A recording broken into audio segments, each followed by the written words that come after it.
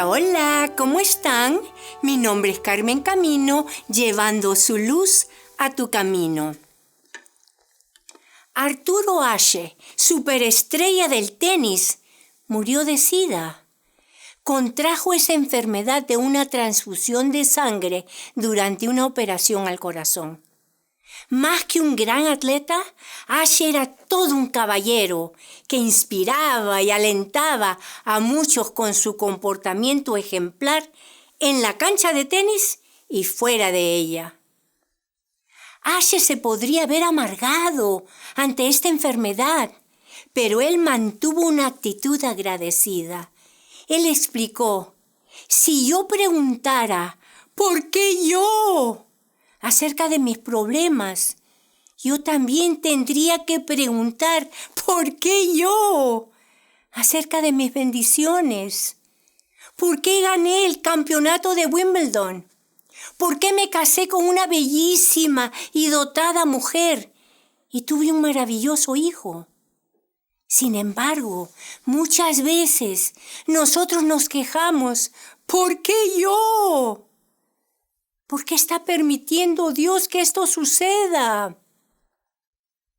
Aun si estamos sufriendo extremadamente, no debemos de olvidarnos de las misericordias que Dios vierte en nuestras vidas, como el alimento, el abrigo, los amigos. ¿Y qué hay de las bendiciones espirituales? Nosotros podemos coger la palabra de Dios en nuestras manos y leerla. Tenemos el conocimiento de su gracia salvadora, el consuelo de su espíritu y la gozosa seguridad de vida eterna con Jesús. Piensa acerca de las bendiciones de Dios y pregúntate: ¿por qué yo? Entonces tus quejas se volverán en adoración y agradecimiento. Efesios 1:3 dice: bendito sea el Dios Padre de nuestro Señor Jesucristo, que en Cristo nos ha bendecido con toda bendición espiritual en los lugares celestiales. ¿Cuándo comenzó Dios a pensar en ti? ¿Fuiste una idea de último minuto? ¿Te llevó el Señor arbitrariamente a su reino? ¿O fue al azar? No, mucho antes de los eventos de Génesis 1, tú ya estabas en la mente de Dios y su plan estaba firmemente establecido. Piensa en esto. Jesús ya sabía todo acerca de los fracasos futuros de sus discípulos. Aún así, Él los escogió. Jesús sabía que Pedro lo negaría, que Judas lo traicionaría y que Tomás dudara. Aún así, les dijo en Juan 15:16, yo los elegí a ustedes. Dios también sabía todo acerca de nosotras. Sin embargo, Él nos eligió mucho antes que tuviéramos ningún deseo por Él. Es la voluntad del Padre de bendecirnos. Él es la fuente de todas nuestras bendiciones. El concepto de Dios como Padre rara vez aparece en el Antiguo Testamento. Sin embargo, cuando Jesús vino, Dios fue revelado completamente como el Padre. Las primeras palabras registradas por Jesús incluyen esta verdad del Padre en Lucas 2:49. ¿Acaso no sabían que es necesario que me ocupe de los negocios de mi Padre?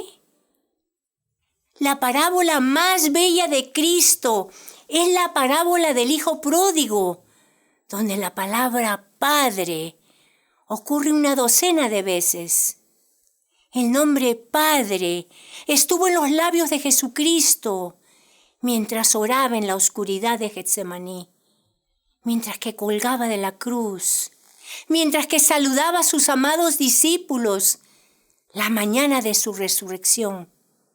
y también mientras que caminaba al olivar el día de su ascensión. Dios es el Padre. ¡Qué verdad tan maravillosa! El Dios y Padre de nuestro Señor Jesucristo. Dios es igual a Jesús, quien dijo en Juan 14:9, el que me ha visto a mí, ha visto al Padre. Colosenses 1:15 declara que Jesús era la expresión visible del Dios invisible. El Padre y el Hijo, juntamente con el Espíritu Santo, son la fuente de todas nuestras bendiciones. El primer capítulo de Efesios es uno de los pasajes más alentadores de toda la Escritura.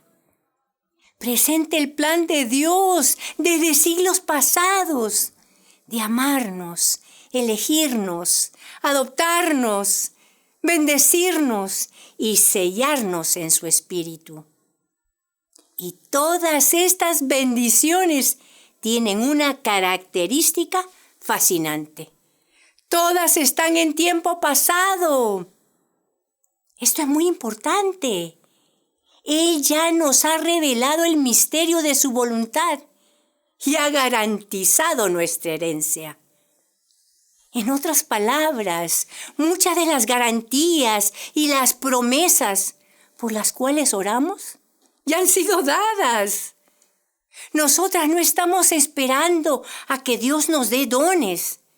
Más bien, Él está esperando a que gocemos los dones, que los recibamos, que los probemos y que crezcamos en ellos, dando gracias en todo momento. Versículo 4. En Él Dios nos escogió antes de la fundación del mundo, para que en su presencia seamos santos e intachables. Nos predestinó para que por medio de Jesucristo fuéramos adoptados como hijos suyos, según el beneplácito de su voluntad, para alabanza de la gloria de su gracia, con la cual nos hizo aceptos en el amado. Uno de los dibujos animados más graciosos que he visto muestra a un abogado muy pomposo que está leyendo el testamento de su cliente a un grupo de parientes muy codiciosos. El testamento decía así: yo, Juan Domínguez, estado en pleno uso de mis facultades mentales y físicas, me lo gasté todo.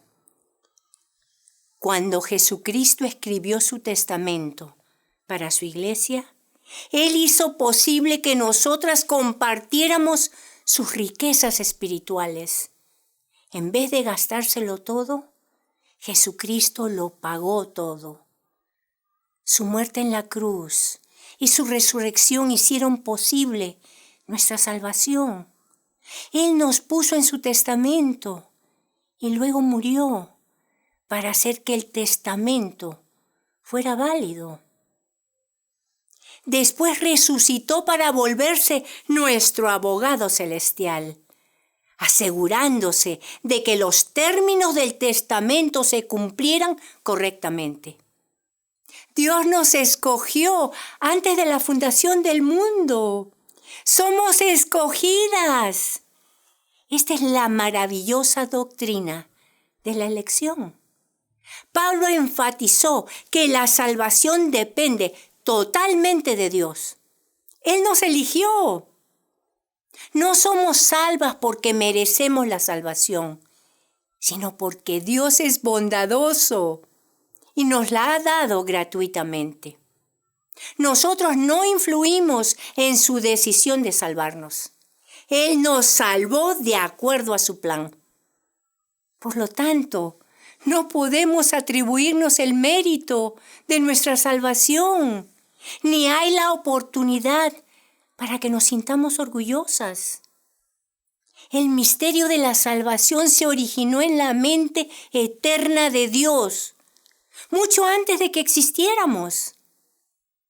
Pero gracias a Cristo somos santas e intachables ante sus ojos. Él nos eligió. Al pertenecerle por medio de Jesucristo, Él nos ve como si nunca hubiéramos pecado.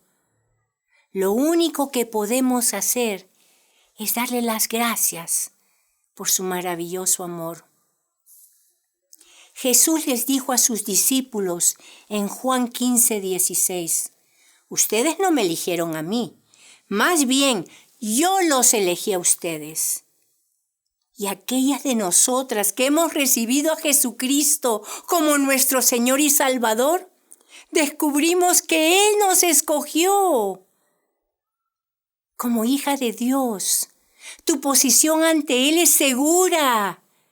Y porque lo es, tienes seguridad en tu vida aquí, en este momento, seguridad en la muerte y seguridad en la eternidad.